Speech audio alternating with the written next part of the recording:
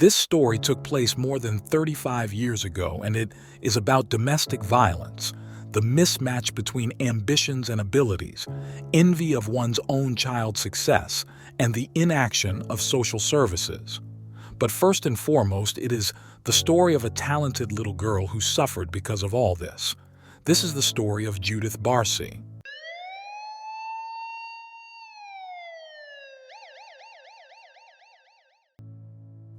On the morning of July 27, 1988, at 8:30 a.m., a woman named Eunice Daly called the police to report that she heard the sound of a gunshot from the house next door. This happened in a well-to-do suburb of Los Angeles, where gang-related shootings were uncommon, so the police quickly rushed to the scene. The officers found signs of a fire, which fortunately had not yet fully spread. Once the fire was extinguished, it became clear that the house at 22,100 Michael Street was the scene of a crime. Inside, the charred bodies of a woman and a child were found, and in the garage, the body of a man with a gunshot wound. The deceased were Maria, Joseph, and Judith Barsi. Joseph Istvan Barsi, 1932 to 1988, and Maria Agnes Virovac, 1940 to 1988, were both born and raised in Hungary, but they never met in their homeland. Agnes came from a quiet university town in the south, while Joseph grew up in one of Hungary's industrial centers. They did share one thing in common: experiencing violence. Maria's father beat and insulted her and other family members, while Joseph had no family at all. He grew up an orphan, and according to rumors was illegitimate, which meant he often took abuse from everyone around him. Joseph soon married a fellow Hungarian refugee named Clara. They had 2 children, but the marriage was unhappy. Joseph got by with irregular jobs, felt out of place, regularly abused alcohol, and took his anger out on his family. Clara began to think about divorce. Joseph believed that moving might help and suggested they relocate to the United States. In 1964, the Barsi family settled in New York, but no matter where you go, you take yourself with you, so neither the change of location nor the change of name cured him of his alcohol addiction and bouts of aggression. One day, Joseph threw a frying pan at his wife, and Clara decided that was the last straw and filed for divorce. Stunned by this turn of events, Joseph moved to California, where he found work as a contractor for a plumbing installation and repair company. At first glance, Joseph seems like a failure: a broken marriage, alcohol problems, insecurities, and fits of anger. He felt like a failure, but the thing is, those around him usually didn't suspect it. Joseph Barsi had a dark charisma. He played banjo and violin in a band, earned decent money, liked to dress fashionably, and enjoyed putting on a show. He met Maria Virovac in a Los Angeles cafe, where she worked as a waitress. Joseph left a $100 tip, a significant amount even today, let alone in the mid-70s, and told her about himself and the band he played in. He seemed generous and mysterious to Maria. The new acquaintances were creative souls. Maria dreamed of becoming an actress. Compatriots, both seeking a better life in the U.S., and both had faced disappointments. So, in many ways, they were a perfect match. Maria and Joseph began dating and soon got married, and in 1978 their daughter Judith was born. Judith Eva Barsi was an intelligent and beautiful child. Maria had always dreamed that her daughter would become an actress, a dream she had not been able to achieve herself. Like many children, Judith was all for it. After all, who wouldn't want to be in the movies? So the little girl eagerly learned singing, dancing, and acting, though not in classes but entirely at home. When Judith was 5 years old, she and her mother were spending time at an ice rink in San Fernando, where she was noticed by casting agents. Judith skated confidently and joyfully glided across the ice, which greatly impressed the recruiters. For a 5-year-old with some training, Simply being able to skate isn't an extraordinary achievement, but Judith didn't look her age. She had growth hormone issues, which made her appear at most like a 3-year-old. For TV and commercial producers, this was a gold mine. She looked like a toddler, but already understood what needed to be done. A real dream come true without exaggeration. Judith was invited to appear in a commercial, then in another. Maria diligently took her daughter to casting calls, and there was no shortage of offers. Initially, everyone was more than satisfied. Maria was thrilled that her daughter had become an actress, even if only in commercials, but still.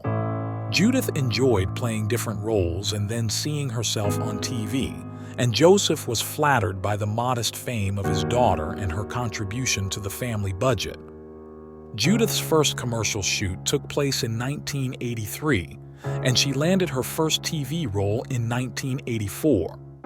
By 1985, her earnings totaled about $100,000, and thanks to this money, the Barsi family was able to buy a nice house.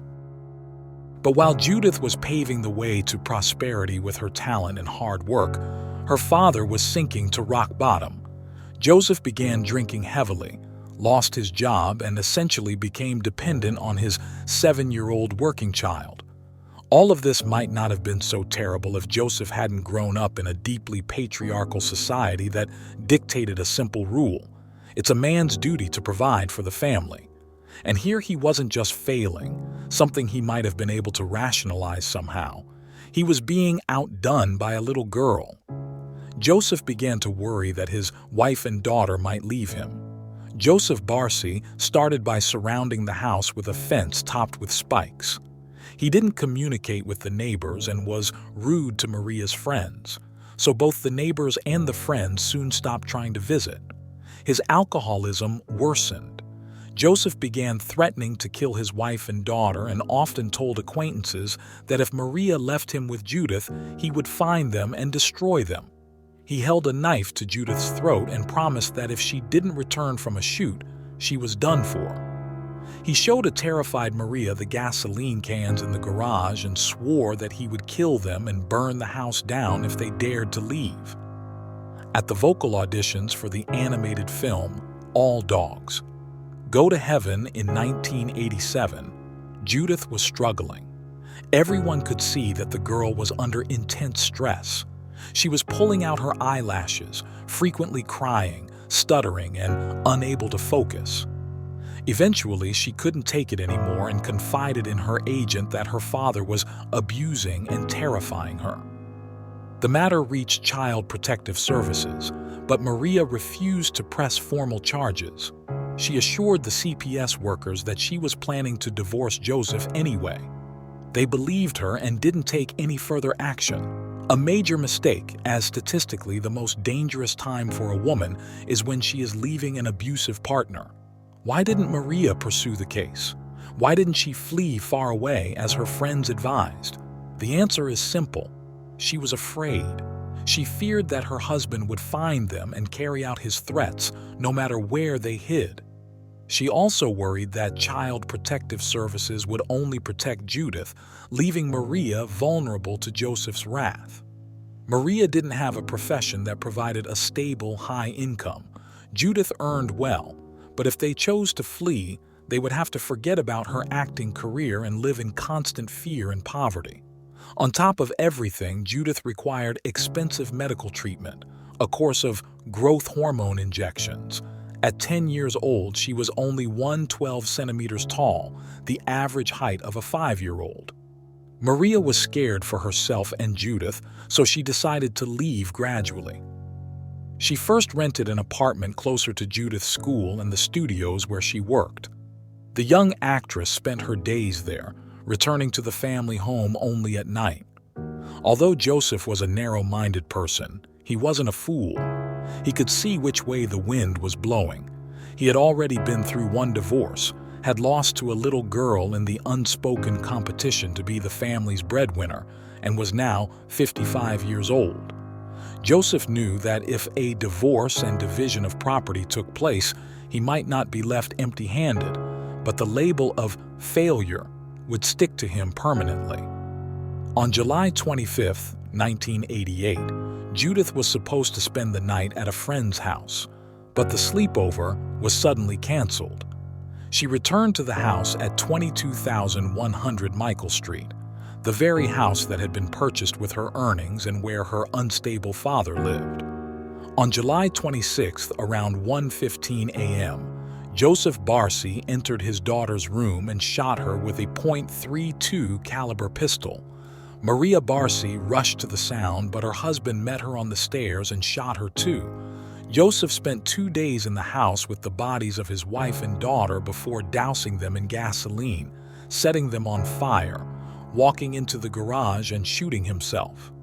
Judith Barsi's case tragically involved 2 major triggers. First, Judith Barsi lost his economic influence within the family, then tried to assert control through physical violence and threats. Finally, he realized that he was about to lose even the ability to make those threats due to his wife's impending departure. All of this led to the murders. Judith now rests at Forest Lawn Memorial Park in Los Angeles, next to her mother, and that concludes our coverage of this tragic story. If you found this video informative or thought-provoking, don't forget to subscribe to our channel for more updates on cases like these. We'd love to hear your thoughts in the comments below. Feel free to share this video with your friends and give it a thumbs up if you found it valuable. Thank you for watching.